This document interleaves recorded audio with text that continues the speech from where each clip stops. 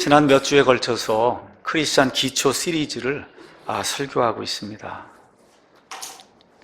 다시 한번 기본이 되는 것들을 성경을 통해 살펴보고 그 진리가 우리 안에 이렇게 확증이 될 때 우리 안에서 좀 뜨겁게 하나님을 사랑하고 형제들 사랑하고 교회를 해봐야 되겠다. 정말 이 손에 들고 있는 이 성경 말씀을 거침없이 정말 사람들에게 전달해서 사람들이 구원받게 하는 그와 같은 일을 좀 감당해야 되겠다. 이런 생각을 가지고 기초를 다시 한번 이렇게 놓는 그런 작업을 진행을 하고 있습니다. 하나님은 영이시다 이렇게 기록하고 있어요. 그래서 저나 여러분처럼 이렇게 육체를 입은 이런 존재가 아니고 말 그대로 한자로 우리가 무소부재하다. 하나님이 안 계신 데는 없다. 그래서 하나님께서 저와 여러분의 일거수일투족, 어머니 태에서부터 수태가 되면서 죽을 때까지 이 땅에서의 모든 삶을 사람은 알지 못하고 심지어 내 자신도 나에 대해서 알지 못하지만 하나님께서 낱낱이 모든 것을 기록하고 계시다. 내려다보고 계시다. 이거를 늘 명심하고 우리가 살아야 된다. 이렇게 말씀을 드렸습니다. 우리 인간이 가지고 있는 기본적인 문제를 또 말씀을 드렸어요. 누구나 다 죄 가운데 수태가 돼서 죄성을 지니고 태어납니다. 그래서 사과나무이기 때문에 사과라는 열매가 열리듯이 우리가 죄성을 지닌 이와 같은 인간으로 태어나기 때문에 죄들이라고 하는 그런 열매가 우리 가운데서 생길 수밖에 없는 이런 현실을 여러분에게 말씀드렸어요. 그래서 성경은 의로운 사람은 없는데 단 한 사람도 없다.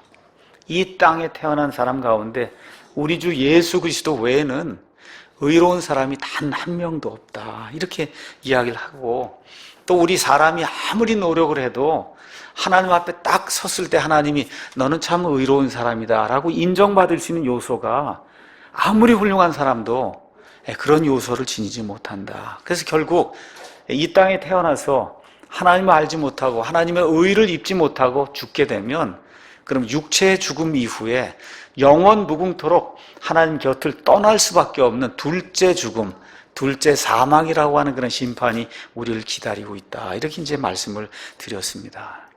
그래서 하나님께서 우리의 양심을 통해서 창조 세상을 통해서 이런 모든 것들을 알려주심에도 불구하고 많은 사람들이 하나님을 무시하고 하나님께 영광을 돌려드리지 않고 또 하나님께 감사하지도 않고 오히려 심판을 하지 않는 거짓 신들, 나무를 깎아 새를 만들고 짐승을 만들고 돌덩어리를 깎아서 무언가를 만들고 그게 우리의 신이라고 하고 이렇게 하면서 고의로 하나님을 무시하는 그런 일을 지난 6,000년 동안 인간들이 해왔다는 그런 사실을 말씀을 드렸습니다. 왜 이런 일이 발생하느냐? 그 이유는 우리에게 자유의지가 있기 때문에 그래요. 어떤 분들이 자꾸 그렇게 얘기하죠. 왜 선악과를 왜 줬냐? 그거 안 줬으면 무슨 문제가 생겼냐? 여러분 다시 말씀드릴게요. 선악과를 안 주셨다고 하는 얘기는 우리를 로봇으로 만들었다는 거예요. 취사 선택할 수 있는 거, 여러분 이 세상에서 가장 좋은 게 뭐예요? 취사 선택할 수 있는 자유예요.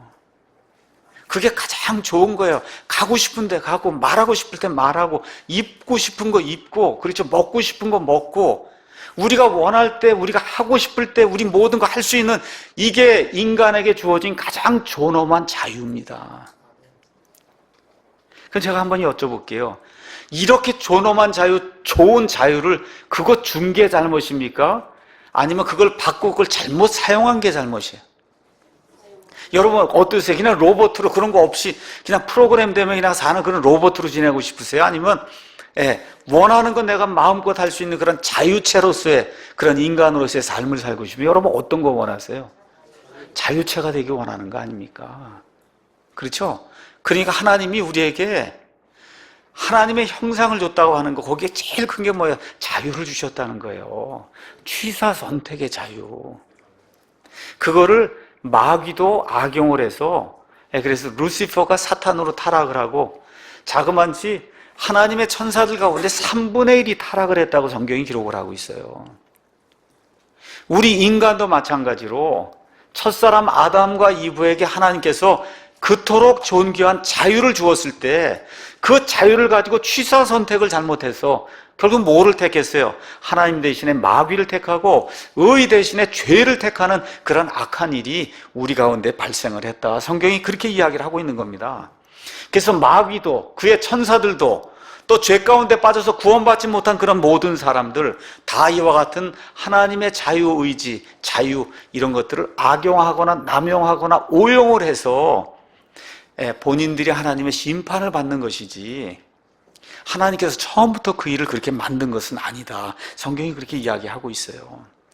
또 하나님께서 우리에게 하나님의 형상을 주셔서 옳고 그른 것을 심지어 믿지 않는 사람도 아이도 태어나서 벌써 3개월, 4개월, 5개월 이게 지나면 어떤 것이 어머니가 좋아하고 어떤 것이 어머니가 싫어하는 것을 다 알 수 있는 이 인간의 이성과 양심을 주셨다고 성경이 그렇게 이야기하고 있어요.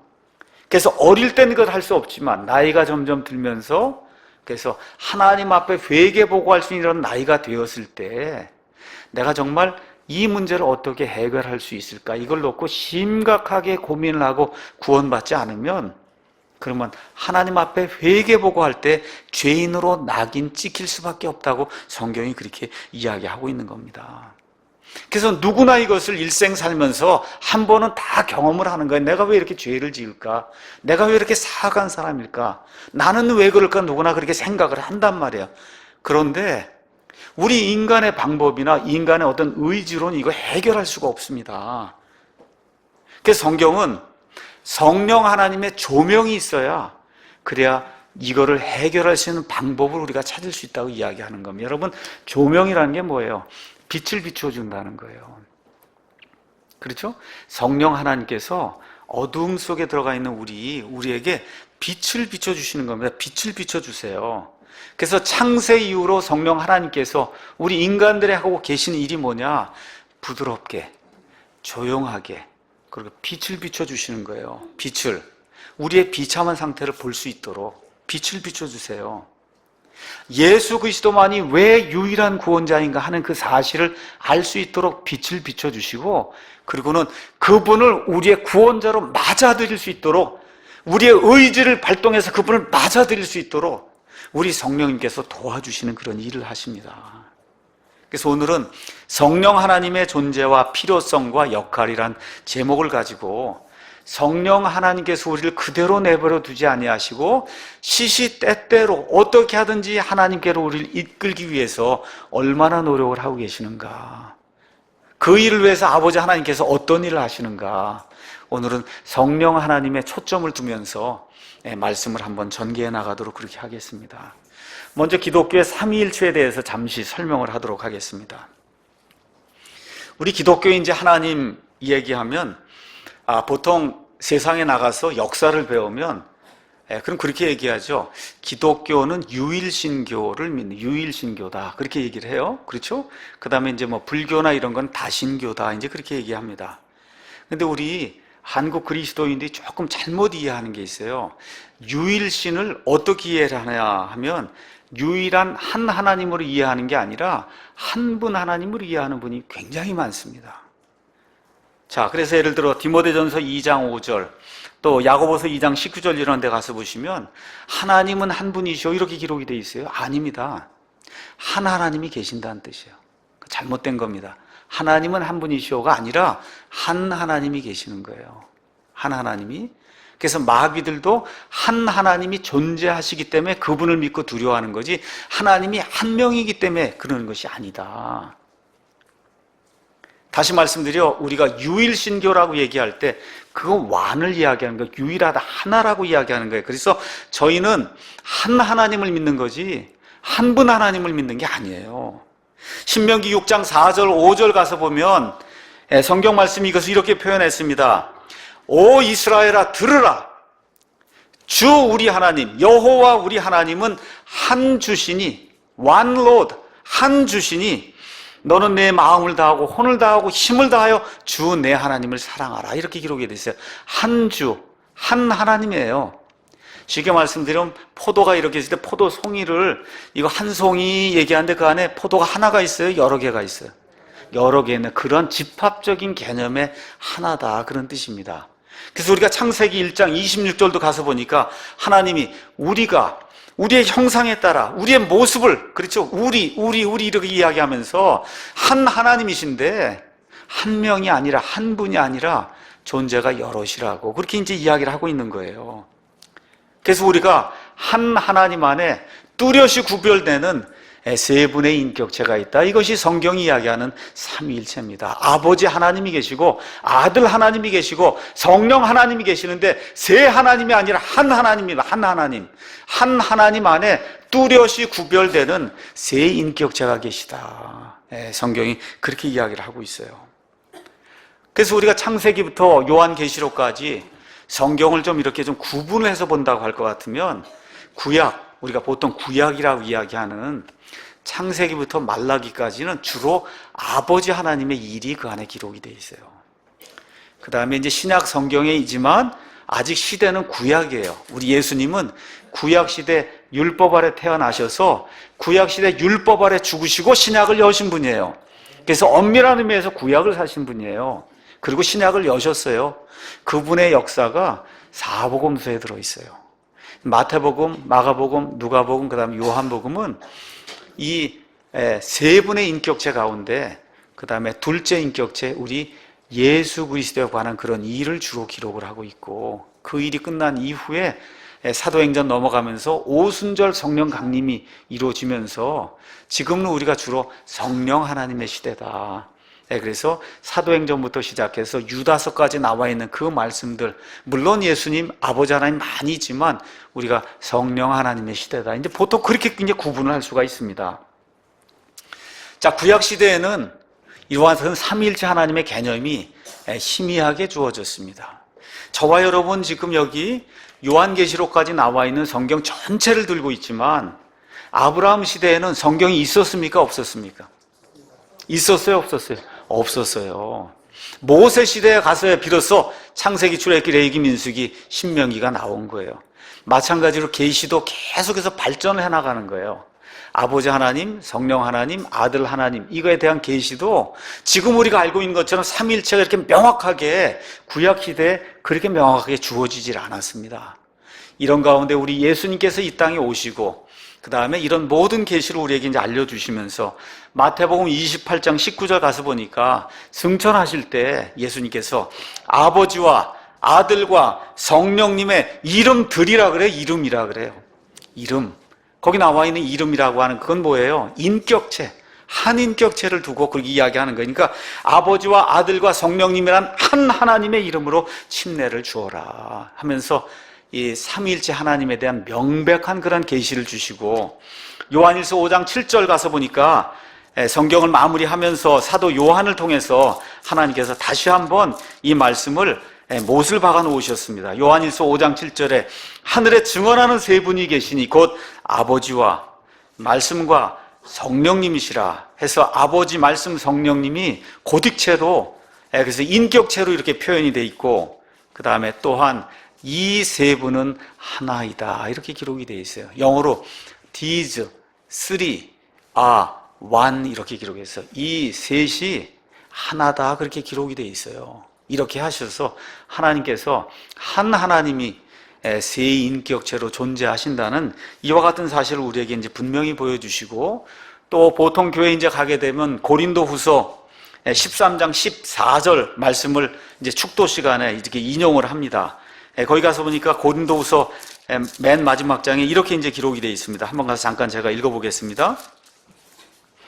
주 예수 그리스도의 은혜와 아버지의 사랑과 성령님의 교통하심이 너희 모두와 함께 있기를 원하노라. 그래서 보통 우리가 아버지 하나님, 아들 하나님, 그 다음에 성령 하나님 순서를 보통 그렇게 이야기하는데 여기는 아들 하나님, 아버지 하나님, 성령 하나님 이렇게 이제 나오면서 늘 이렇게 공식처럼 이야기되는 삼위일체 이 묘사를 보면 성령님이 맨 끝에 나옵니다.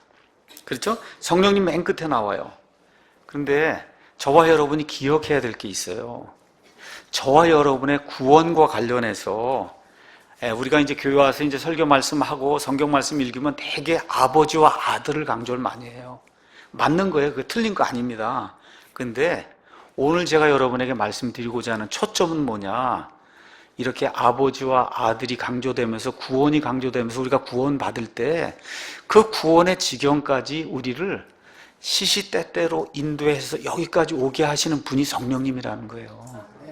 부드럽게 우리가 알아채지 못하는 가운데도 부드럽게 이렇게 해서 그걸 모아가지고, 그렇죠? 그래서 결국 구원이라고 하는 이 목표로 골인하도록 그 이후에 우리 가운데 영원토록 내주하시면서, 그래서 하나님의 형상에 이를 때까지, 예수님의 장성한 분량에 이르기까지 우리를 인도해 나가시는 그분이 성령님이다. 그러니까 성령님은 드러나지 않게 부드럽게 우리를 이렇게 인도해 나가기 때문에 그분의 일이 없는 것처럼 우리가 사실 착각할 때가 많은데, 실제로 저와 여러분의 구원을 위해서 우리 인생에서 우리를 이렇게 이끌어 나가시면서 거기로 그 목표를 이루어 나가는 그 일을 하시는 분이 성령님이시다. 이 이야기를 제가 여러분에게 오늘 말씀드리려고 합니다. 특별히 구원을 얻으려면 성경이 있어야 됩니다. 사람의 말로는 구원받을 수 없어요. 이 성경의 저자가 누구냐? 성령님이세요. 성경의 저자가 성령님입니다. 우리 한번 잠깐 가서 보겠습니다. 베드로 후서 1장에 가서 보니까 이렇게 이제 기록이 되어 있어요. 1장 20절에 먼저 이것을 알라. 성경 기록의 대언은 결코 어떤 사적인 해석에서 나지 아니하였나니.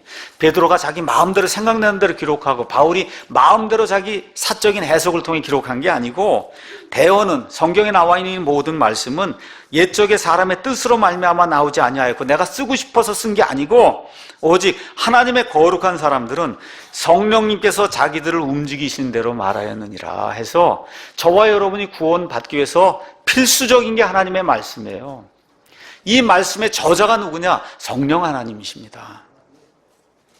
성령님의 필요성과 역할에 대해서 몇 가지 여러분에게 이제 말씀을 드리겠습니다. 성령님이 저와 여러분에게 첫 번째 해주시는 일이 뭐냐? 영원한 세상이 있다는 사실을 알게 해주세요. 영원한 세상이 있다. 그거 내가 아는 거 아니냐? 뭐 그렇게 볼 수도 있어요. 근데 여러분이 알 때까지 거기까지 인도해 주시는 분이 성령님이세요. 성령님이시다. 여러분, 하늘이 몇 개 있다 그래요? 성경에 가서 보니까 3개가 있습니다. 하늘이 3개가 있어요. 하나님 계신 그 하늘을 셋째 하늘, 보통 기존 성경에서는 3층 천이라고 이야기하는데, 여러분 그 셋째 하늘, 거기에 우리가 보통 얘기하는 천국, 조금 더 정확한 얘기를 하면 새 예루살렘이 지금 거기 있거든요. 거기서 이제 내려오게 되는데, 여러분 그 셋째 하늘, 거기 있는 천국은, 여러분 혹시 미국 가보셨어요? 일본 가보셨어요? 유럽 가보셨어요? 우리나라 저쪽에 땅끝마을, 제주도 이런 데 가보셨어요? 가보셨어요? 서울 가보셨어요? 부산은 가보셨어요? 그거 둥둥 떠다니는 이런 세상이, 아니면 발을 딱 대고 그러면 이렇게 존재하는, 현존하는 그와 같은 땅이에요. 현존하는, 그렇죠? 위치적으로 정확하게 어디에 놓여 있는 실체가 있는 그와 같은 땅이잖아요.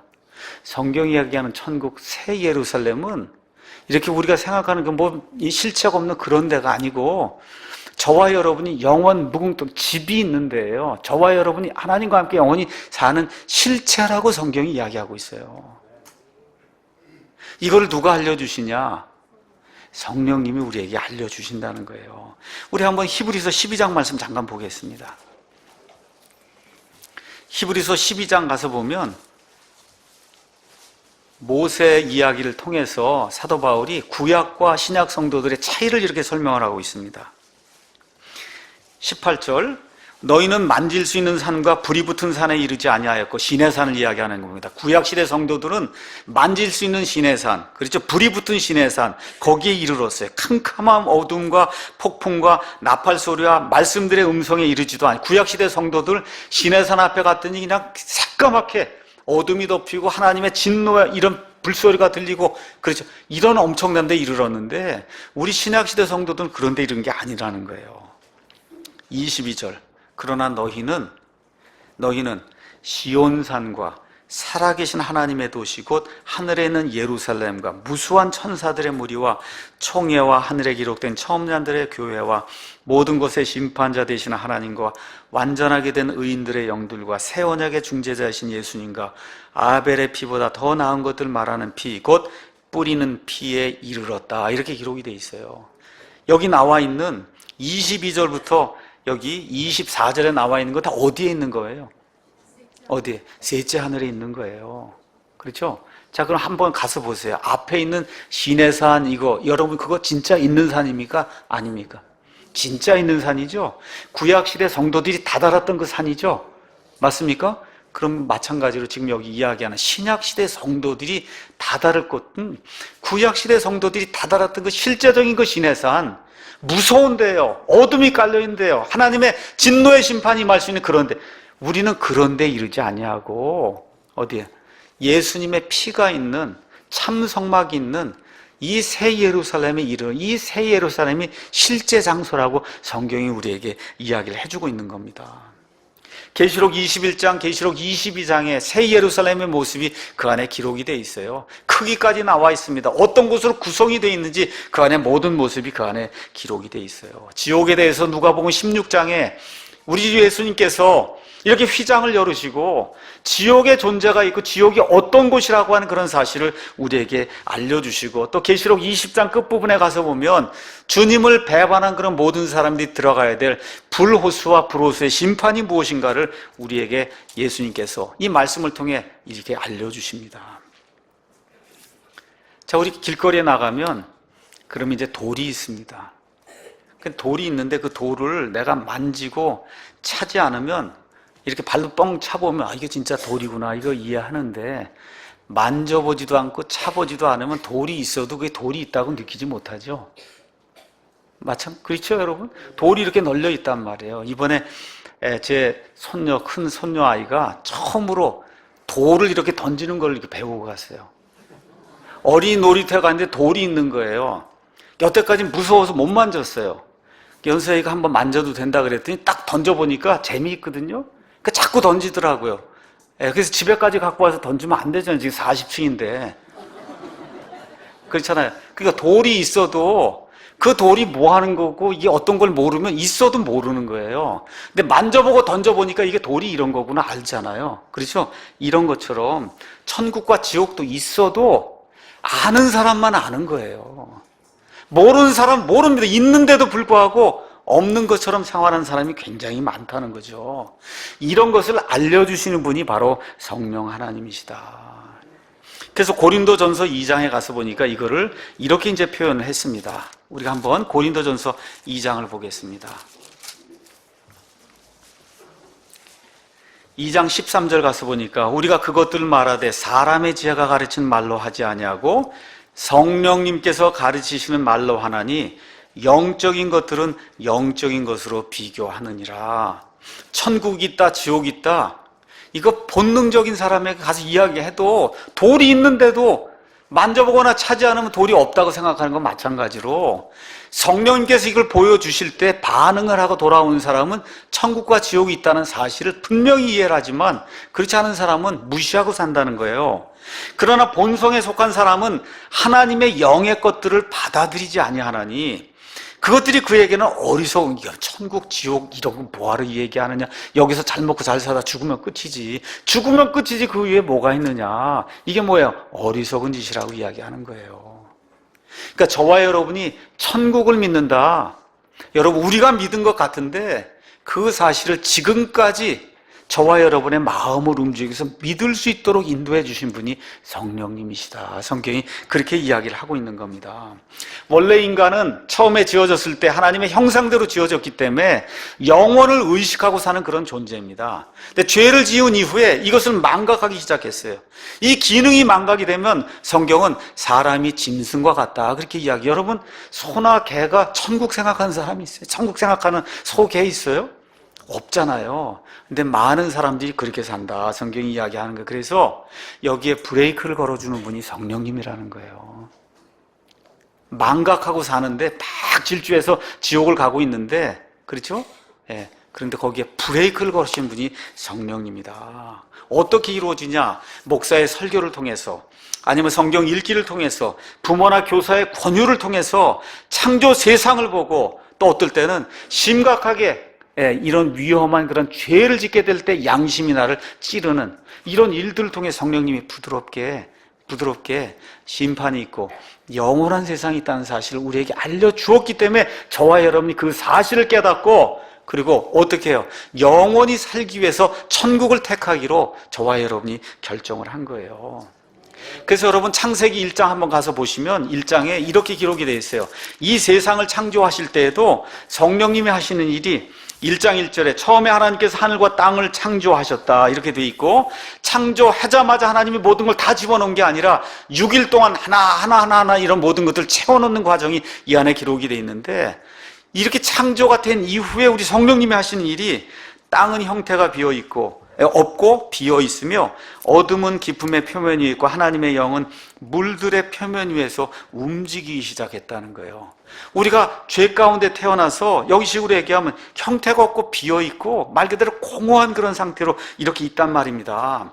이렇게 될 때 하나님의 영께서 움직이시며 하나님이 만들어 놓은 땅을 채워놓는 그런 일을 시작하시듯이 우리 성령님께서 이 공허하고 비어있는 그 인간의 마음속에서 움직이기 시작하시면서 하나님의 것들을 하나하나 알려주는 그런 일을 시작하시는, 그러니까 세상의 창조, 우주의 창조 때도 성령님께서 움직이셨듯이 저와 여러분이 예수님 안에서 다시 창조되는 그 일을 위해서도 성령님이 부지런하게, 그 다음에 부드럽게 움직이시기 때문에 저와 여러분이 지금 이 시간 구원받고 하나님의 자녀가 될 수 있었다는 거예요.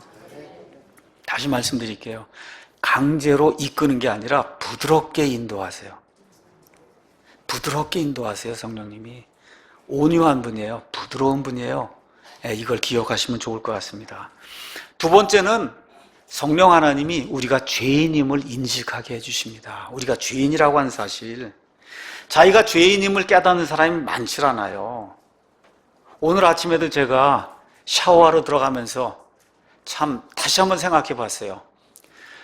병든 자, 이 온전한 자들에게는 의사가 필요 없는데 병든 자들에게는 의사가 필요하다. 나는 죄인들을 불러 회개하게 하려고 왔다. 예수님 그렇게 말씀하시죠? 그러니까 하나님은 죄인만 사랑하세요. 이 참 기독교의 놀라운 핵심의 진리입니다. 나는 의롭다 그러고 나는 좋은 사람이라고 하는 사람 하나님이 물리치시고, 나는 죄덩어리입니다 하는 그 사람만 하나님이 사랑하신다는 거예요. 그 사람들을 구원해 주신다는 겁니다. 하나님께서. 그러니까 내가 죄인이라는 사실을 인지해야 구원받을 수 있다는 거예요. 근데 그게 쉬운 일이 아니라는 거예요. 내가 죄인이라는 사실을 인지하는 게 쉬운 일이 아니라는 겁니다. 요즘 가서 보세요. 제 경우도 보세요. 심각한 죄를 짓고도 변호사를 사서 죄가 없다고 얘기해요. 이게 지금 세상 사람들이 하고 있는 그런 일입니다. 무언가를 확인하고 확신하는 것은 세상에서 아주 중요한 그런 결과를 가져옵니다. 여러분, 어떤 과학에 대해서 에디슨 발명을 해야 되겠다, 백열전구를 발명을 해야 되겠다, 이걸 가지고 확신을 가지고 결국 백열전구를 발명해냅니다. 그렇죠? 베토벤이니 모차르트니 이 음악에 대한 확신, 이거 사람을 기쁘게 해야 되겠다, 핸델 하나님을 기쁘게 해야 되겠다, 아름다운 그런 음악이 그 결과가 나오게 되는 거예요. 그렇죠? 포드 같은 경우는 자동차를 좀 만들어가고 사람들이 좀 빨리 달리게 그렇게 만들면 얼마나 좋은 세상이 올까, 이런 확신 가운데 좋은 작품이 나오는 거예요. 여러분, 지금 저와 여러분 스마트폰 얼마나 잘 쓰고 있어요. 그 누가 이 확신을 가졌어요? 스티브 잡스라고 하는 사람이 요 손 안에다 요걸 집어넣어주면 세상 사람들의 삶이 변화가 될 거란 그런 확신을 가지고 이걸 만들어줘서, 뭐 좋은 것도 있고 나쁜 것도 있죠. 어쨌든 그 확신 때문에 세상이 변화가 된 거예요. 맞습니까, 여러분? 그러니까 확신을 가지고 사셔야 돼, 저와 여러분이. 확신. 그 확신 중에 가장 중요한 확신이 뭐냐? 저와 여러분이 하나님 앞에 죄인이라는 확신을 가지셔야 돼요. 내 힘으로 내 자신을 구원할 수 없다고 하는 이 명확한 확신을 가져야 하나님이 저와 여러분을 구원해 주십니다. 이 확신을 누가 주시냐? 성령님이 주시는 거예요. 부드럽게 돌이켜야 된다. 이 상태로 죽으면, 죄 가운데 죽으면 불 속에 들어갈 수밖에 없다는 이런 것들을 말씀을 읽을 때, 또 성경 교사를 통해서, 또 묵상의 책을 읽을 때 성령님이 부드럽게 인도해 주시는 거예요. 그래서 제가 이 자리에 서서 의로운 사람 한 사람도 없습니다 하고 성경 말씀을 이렇게 전달하게 될 때 옳습니다 하고 반응하도록 성령님이 도와주시는 거예요. 내가 하고 싶은 거 물론 그 마음도 있지만 예, 그 마음에 이르기까지 우리를 부드럽게 이렇게 인도해 주시는 분이 성령님이세요. 우리의 이 죄인된 그런 그 상태, 이걸 볼 수 있는 눈을 열어주신 분이, 우리 안에 선한 것이 하나도 없다는 것을 알려주시는 분이 바로 성령님이시다. 우리가 한번 이사야서 말씀 한번 보도록 하겠습니다. 이사야서 57장 15절 가서 보니까 하나님이 이렇게 말씀하십니다.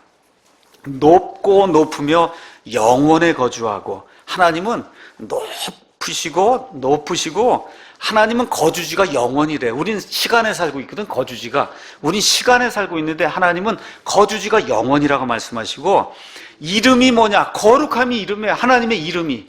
그러니까 하나님의 성품이 거룩함이라는 거예요. 하나님의 근본적인 성품이. 그 하나님이 이같이 말하노라. 나는 높고 거룩한 것에 거하며, 또한 통회하고 겸손한 영을 지닌 자와 함께 거하나니.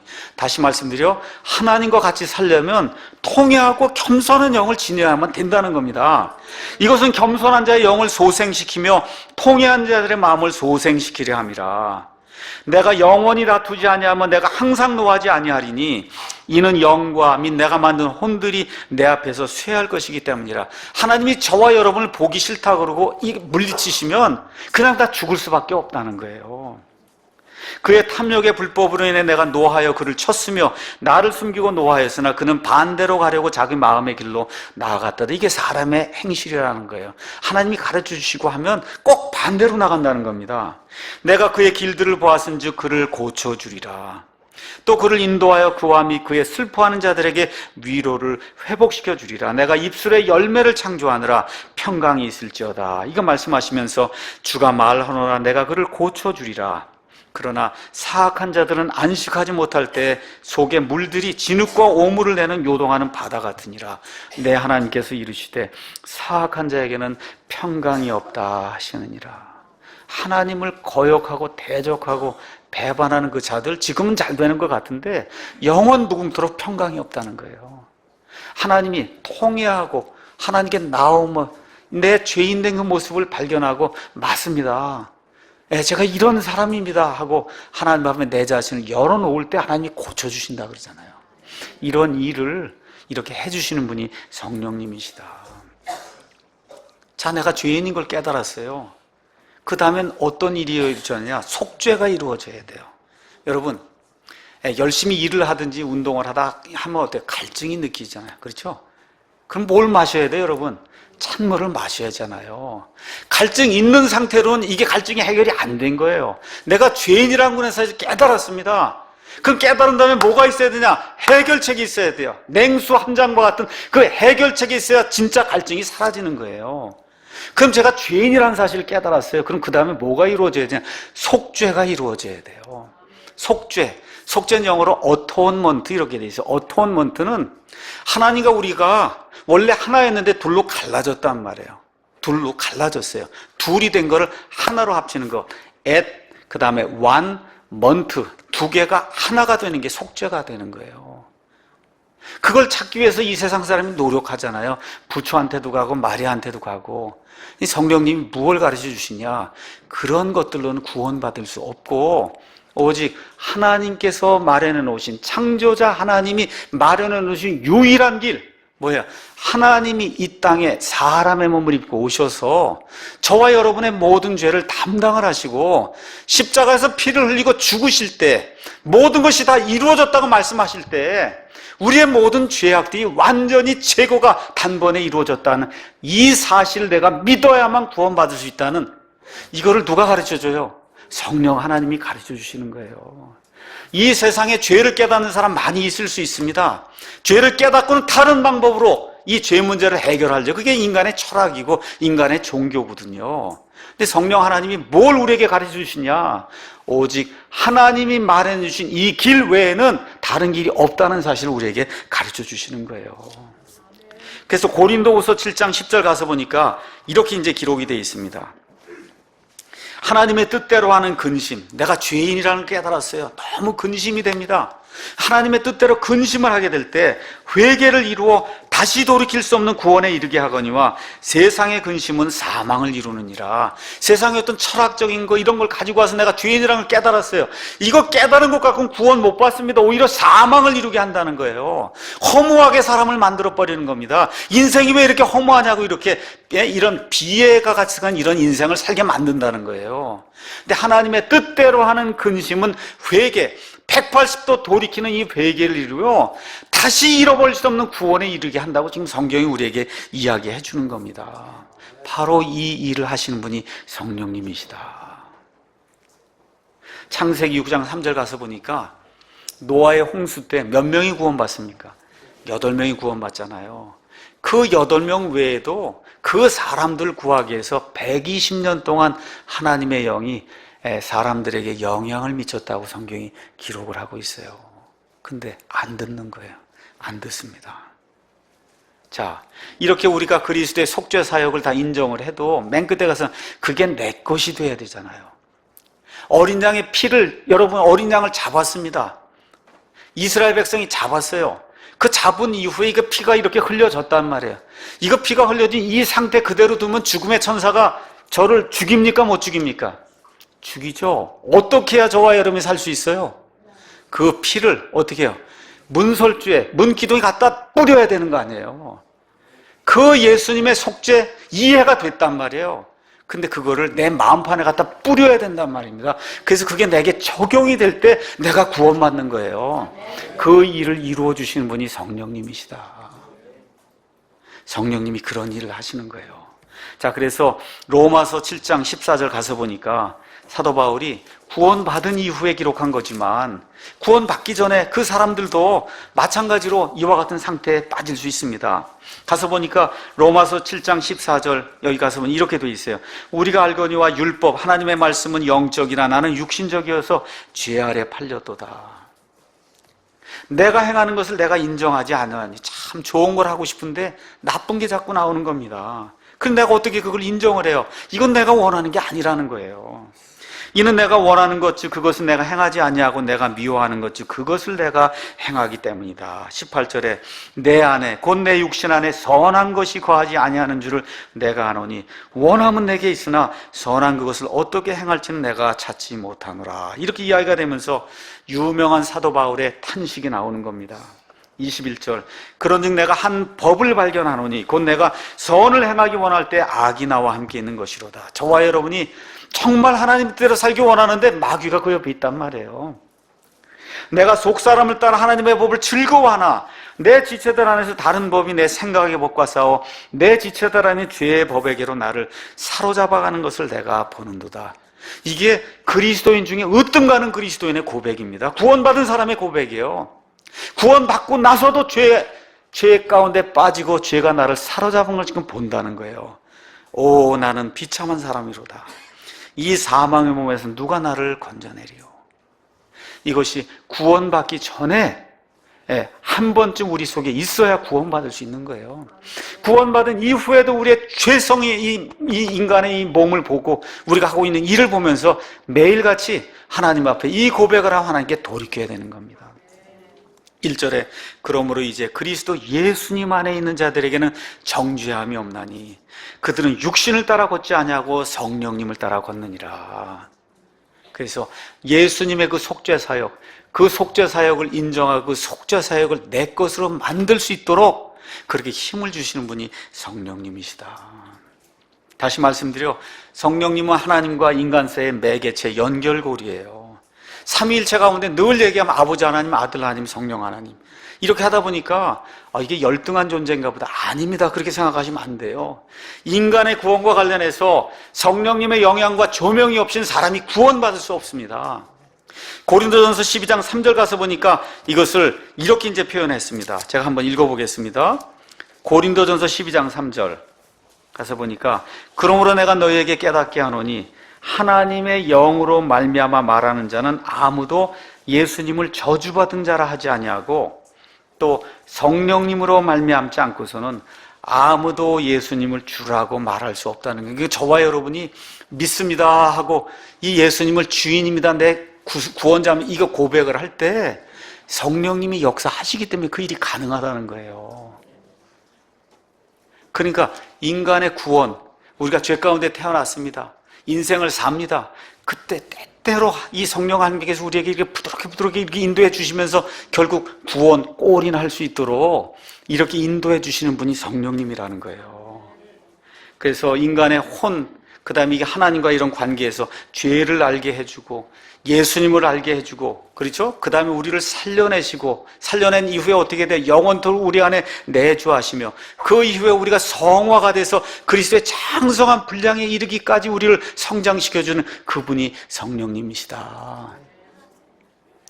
자, 그런데 오늘 우리가 누가복음 말씀을 읽었는데, 누가복음 말씀 가서 보니까 이 누가복음의 11장의 말씀의 핵심은 기도하라는 거예요.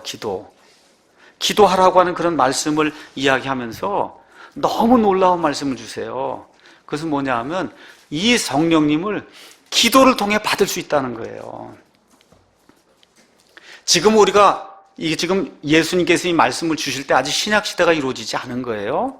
신약시대 이후에는 구원받으면 성령님이 우리 안에 내주하기 때문에 이 말씀을 성령님이 무슨 물건인가? 받았다 놨다 이렇게 생각하시면 안 되고, 여러분께서 성령님의 선한 영향력이라 이렇게 이해를 하시고 이걸 받으시면 돼요.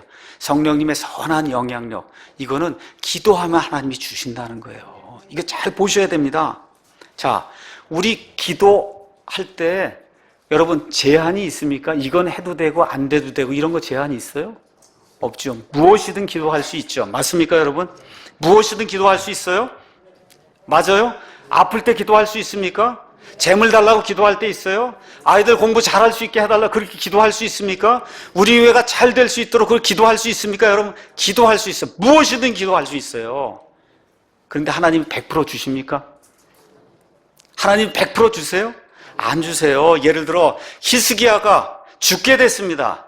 벽을 향해서 통곡하며 하나님께 기도할 때 15년 동안 하나님이 생명을 연장해 주셨어요. 오늘 이 시간 내가 아파서 죽게 됐습니다. 벽을 향해 기도할 때 하나님이 꼭 15년 주실 필요 있어요? 없어요? 없어요. 근데 한 가지 확실한 게 있어요. 그것은 뭐냐면 성령님을 주십시오. 성령님의 선한 영향력을 주십시오 하면 그건 100% 주신다는 거예요. 구원받지 못한 사람이 성령님의 영향력을 통해서 예수님을 내 구원자로 맞아들고 싶습니다. 하나님이 100% 주신다는 거예요. 구원받은 이후에 내가 계속해서 죄를 짓는 내 모습을 보면서 하나님, 성령님을 통해서 성화되는 삶을 살고 싶습니다 하고 하나님께 간구하면 다른 것은 들어주지 않을 수 있지만 성령님의 이 영향력을 간구하게 되면 하나님 100% 주신다는 겁니다. 여기 한번 가서 말씀 읽어보세요. 11절에 너희 중에 누가 아들이 빵을 구하면 아버지가 되어 그에게 돌을 주겠냐. 여러분, 아들이 빵 달라는데 돌 주는 아버지 있습니까? 아들이 생선을 구하는데 생선 대신 뱀 주는 아버지가 있어요? 혹은 그가 달걀을 달라고 하는데 그에게 전갈을 주겠느냐. 하나님께서 뭐라고 말씀하시냐. 그런즉 너희가 악할지라도, 우리 인간 자체가 악한 존재예요. 이 악할지라도 너희 자녀들에게 좋은 선물들을 줄 알거든. 하늘에 계신 너희 아버지께서 자기에게 구하는 자들에게 성령님을 얼마나 더 많이 주시겠느냐. 병 들었을 때 기도하면 100% 고쳐주지 않습니다. 그렇죠? 재정적인 문제 있을 때 기도한다고 해서 100% 고쳐주지 않아요. 근데 한 가지 하나님이 약속해 주신 것이 있어요. 그것은 뭐냐? 성령님의 선한 영향력을 통해서 제가 구원받기 원합니다. 구원받은 이후에 성령님의 선한 영향력을 통해서 주님과 같이 장성한 그런 모습의 삶을 살길 원합니다. 하나님이 오케이 하고 100% 주신다는 거예요. 거기 가서 보니까 9절에 내가 또 너희에게 이르노니 구하라 그러면 너희에게 주실 것이요 찾으라 그러면 너희가 찾을 것이요 두드리라 그러면 너희에게 열릴 것이니 구하는 자마다 받고 찾는 자는 찾으며 두드리는 자에게 열릴 것이다. 뭐에 대해 이야기하시는 거예요? 궁극적인 내용이 성령님에 대해서 이야기하시는 거예요. 성령님의 선한 영향력에 대해 지금 이야기하고 있는 겁니다. 일용한 빵은 구해도 받지 못할 수 있어요. 순교당하지 않도록 도와주십시오 해도 순교당할 수가 있습니다. 그럼에도 불구하고 성령님의 선한 영향을 속에서 제가 살길 원합니다 하고 하나님 앞에 간구하면 그것을 하나님이 100% 주신다는 겁니다, 여러분. 이 선한 성령님의 선한 영향력을 무시하면 위험하다고 성경이 이야기하고 있습니다. 데살로니가 5장 15, 19절 가서 보니까 성령님을 억누르지 말라 그랬어요. 성령님께서 부드럽게 내 죄악된 모습을 보여주고 구원받지 않으면 이 지옥에 갈 수밖에 없는 이런 사실을 이렇게 부드럽게 보여줄 때 성령님을 억누르지 말라는 겁니다. 구원받은 이후에도 악한 죄를 지면 성령님이 그렇게 하면 안 된다고 찔른단 말이야. 그 찔를 때 예, 알겠습니다 하고 회개하고 돌이켜야지 계속해서 성령님을 대적하는 그런 방향으로 나가면 그러면 성령님을 근심하게 하는 것이고 억누르는 것이고 결국 저와 여러분의 삶 속에 악한 일이 발생할 수밖에 없다. 성경이 그렇게 이야기해 주는 거예요. 한번 생각해 보세요. 무한하신 하나님이 유한한 저에게 다가오는 거예요. 여기 와갖고 바로 쿡 찌르는 거예요. 너 그렇게 하면 안 된다. 여러분, 무한하신 하나님이 와서 쿡 찌르는 거야. 그렇게 하면 안 된다. 이걸 무시하면 안 된다는 거예요. 여러분 이해하시겠습니까? 그걸 무시하면 안 된다. 이게 옆에 있는 아내나 남편이 쿡 찔러도 지금 들어야 될 그런 상황인데 그렇잖아요. 지금 무한하신 하나님이 저와 여러분 개개인에게 와서 이렇게 하면 안 된다고 이걸 찔를 때 아닙니다. 난 이렇게 하겠습니다 하고 이거 나가면 어떻게 돼요? 하나님의 이와 같은 이 심판을 받을 수밖에 없다. 심판이라는 게 구원받은 사람이 구원 잃어버린다는 얘기가 아닙니다. 아나니아와 삽비라처럼 하나님의 영이 임해서 모든 걸 갖다 팔아서 하나님께 바쳐서 하나님이 일을 해야 되겠다. 좋은 거란 말이에요. 근데 어떻게 돼요? 악한 마음이 들어서 요만큼은 우리가 쓰고 이만큼 갖다 내야 되겠다 하고 가서도 요만큼 팔았다 그러면 괜찮을 텐데 그렇죠? 다 팔고 나서도 어떻게 우리가 요만큼 팔았다고 거짓말을 하다가 죽임을 당하는 구원받았지만 죽임을 당하는 그런 악한 일이 생긴 것처럼 고린도 교회 성도들이 주의 만찬을 무시하다가 병에 걸리고 그리고 죽임을 당한 그런 사례가 있는 것처럼 성령 하나님께서 부드럽게 우리에게 일러주시고 그렇게 하면 안 된다고 이야기하고 어떤 때 쿡 찔르기도 하시고 이렇게 할 때 저와 여러분이 거기에 부드럽게 반응하는 그런 사람이 돼야 돼요. 이것이 목사가 여러분에게 간절히 원하는 거예요. 제 아이들에게 아버지 엄마로서 간절히 원하는 겁니다. 성령께서 부드럽게 영향력을 행사하실 때 거기에 부드럽게 반응을 해야 저와 여러분이 성장할 수 있고 하나님을 기쁘게 하는 그런 존재가 될 수 있다는 거예요. 다시 말씀드릴게요. 성령님은 항상 부드럽게 일하십니다. 잠언의 말씀 읽어드리고 마치겠습니다. 잠언 1장 가서 보니까 이걸 지혜로 표현하면서 이렇게 이야기했어요. 1장 23절에 너희는 내 책망을 듣고 돌이키라. 보라, 내가 내 영을 너희에게 부어주며 내 말들을 너희에게 알려주리라. 내가 불렀으나 너희가 거절하였도다.